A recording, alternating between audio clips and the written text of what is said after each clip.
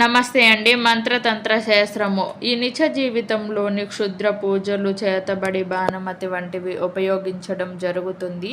ఈ క్షుద్ర పూజలు కానీ, చేతబడులు కానీ అవేమీ కూడా మీ పైన రాకుండా ఉండనికే భూత ప్రేత పిశాచి దిగ్బంధన యంత్రము ఉపయోగించినట్లు అయితే దుష్టశక్తి అనేది తొలగిపోయి మంచి జరుగుతుంది. ఈ యంత్రమును రాగిరేకు పైన వ్రాసి దాని తాయితూ ధరించవలను.